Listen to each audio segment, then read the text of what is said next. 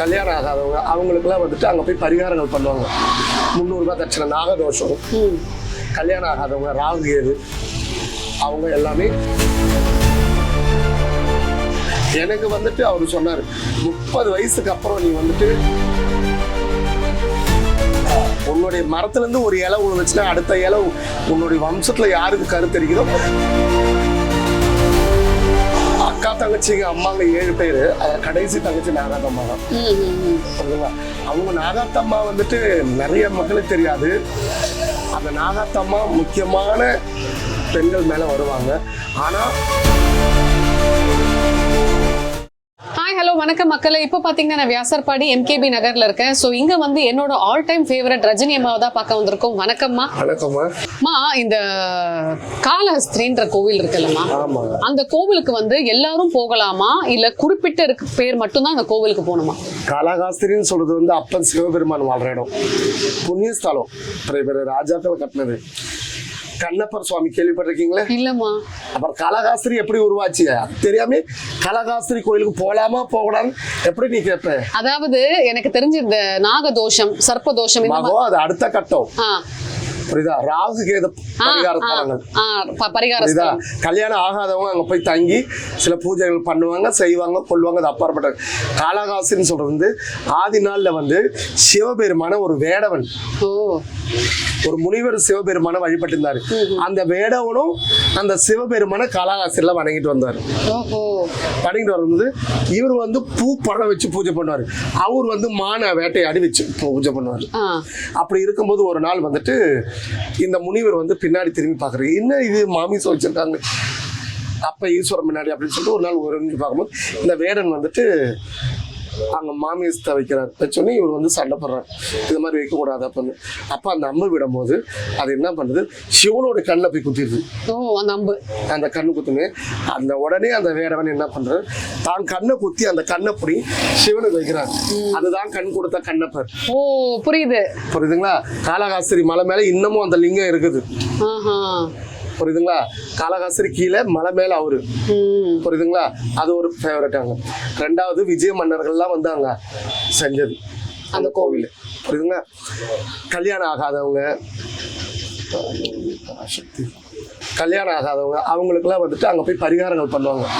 300 ரூபாய் தட்சணை, நாகதோஷம், கல்யாணம் ஆகாதவங்க, ராகு கேது, அவங்க எல்லாமே உட்கார வச்சு டோக்கன் கொடுத்து உட்கார வச்சு பரிகாரங்கள் பண்ணுவாங்க. அங்க போய் தங்கி நம்ம குளிச்சுட்டு அந்த பரிகாரங்களை அந்த ஆத்துல செஞ்சோம்னா கண்டிப்பா நல்லது நடக்கும். அதே மாதிரி அது ஒரு வழி. ரெண்டாவது திருப்பதிக்கு போறவங்க காளஹஸ்திக்கு போயிட்டு காளஹஸ்தியை பார்த்துட்டு திருப்பதிக்கு போவாங்க. புரியுதுமா? புரியுதுங்களா? இதுதான் உண்மை. இப்போ கல்யாணம் ஆகாதவங்க மட்டும்தான் அந்த கோவிலுக்கு போகணுமா இல்ல வேற அப்படிலாம் கிடையாது. யார் சொன்னா?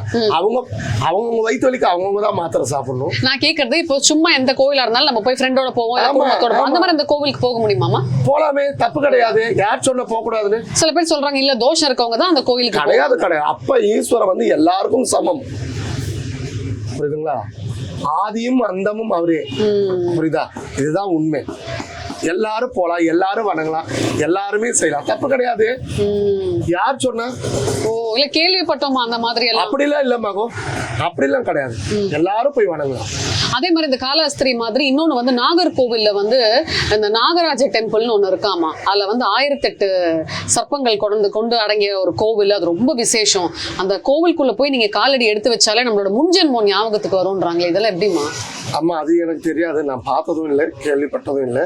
இப்ப நீங்க சொல்றீங்க மகளே, முன்ஜென்ம ஞாபகம்னு சொல்றது வந்துட்டு நம்மளுடைய முன்னோர்கள் பிரேதாத்மா, அதுதான் நம்மளுக்கு காமிச்சு கொடுக்கும் முன்னொரு காலத்துல. ஆனா சிதம்பரத்துல வந்துட்டு ஓலைச்சூடியில சொல்லுவாங்க.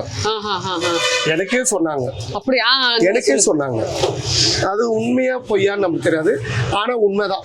எனக்கு வந்துட்டு அவரு சொன்னாரு, 30 வயசுக்கு அப்புறம் நீ வந்துட்டு ஆன்மீகத்துல பயங்கரமா கொடி கட்டி பறப்ப, அப்படிலாம் சன்னியாசம் வாங்கிட்டு நீ போயிடுவ.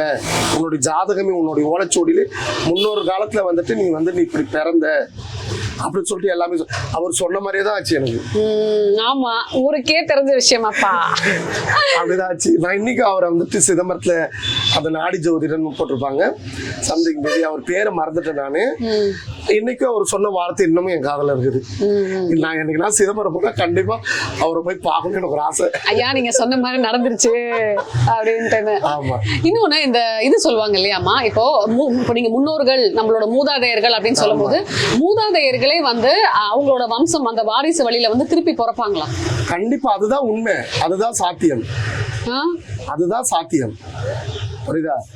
உன்னுடைய மரத்துல இருந்து ஒரு இலை விழுந்துச்சுன்னா அடுத்த இலை உன்னுடைய வம்சத்துல யாருக்கு கருத்து இருக்குதோ அவங்களுக்கு தான் அந்த இலை திருப்பியும் அந்த மரத்துல அந்த இலை தழுவும். இது எப்படிமா இது நம்புறது? உண்மைதான்.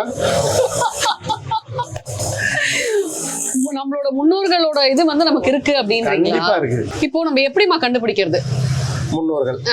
முன்னோர்கள் நம்மள வந்து நம்ம கும்பிடுறோம்ல, இப்போ வந்து முன்னோர்கள் வந்துட்டு 3 ஜென்மத்திலயோ 2 ஜென்மத்திலயோ முன்ன இறந்தாங்கன்னா கண்டிப்பா வந்துட்டு அவங்க திருப்பியும் நம்மளுடைய ஆத்மாவில கலந்து நம்ம யார் அவங்களுடைய வம்சத்துல அவங்க புள்ளியோட புள்ள 3வது தலைமுறை, அந்த தலைமுறையில கண்டிப்பா அவங்க பிறப்பாங்க.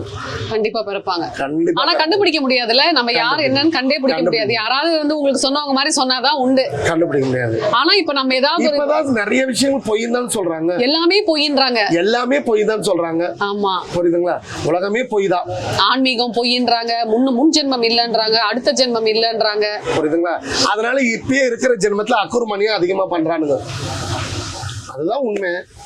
எல்லாருமே பண்றானுங்க, சராசரி எல்லாருமே பண்றானுங்க. அப்போ வந்துட்டு இந்த நீங்க சொல்ற மாதிரி வந்து இந்த கோவிலுக்கு வந்து யார் வேணா போலாம் இல்லையா? யார் வேணாலும் போகலாம். அதே மாதிரி இப்போ ஒருத்தவங்க வீட்டு பக்கத்துல எப்ப பாரு வந்து நாகாத்தம்மன் கோவிலோ இல்ல புத்துகளோ இருக்குன்னா அப்ப நீசனோட அருள் எடுத்துக்கிறதா இல்ல நாகாத்தம்மனோட அருள் எடுத்துக்கிறதா? அக்கா தங்கச்சிங்க அம்மாங்க 7 பேரு, அதுல கடைசி தங்கச்சி நாகாத்தம்மா தான். புரியுதுங்களா? அவங்க நாகாத்தம்மா வந்துட்டு நிறைய மக்களுக்கு தெரியாது. அந்த நாகாத்தம்மா முக்கியமான பெண்கள் மேல வருவாங்க, ஆனா அவங்கள மாங்கல்ய பாக்கியம் வாழ விட மாட்டாங்க. அதுதான் உண்மை.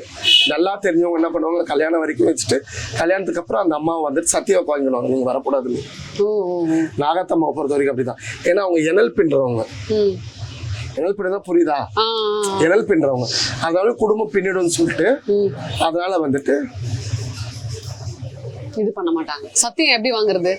எப்படி வாங்குவீங்க சத்தியம்? உப்பு பால் வெத்தலை முட்டையில கூட வாங்க மாட்டாங்க, உப்பு பால் வெத்தலை அதை வாங்கிடுவாங்க. ஓ, அது மாதிரி வாங்கி இது பண்ணிடுவாங்க.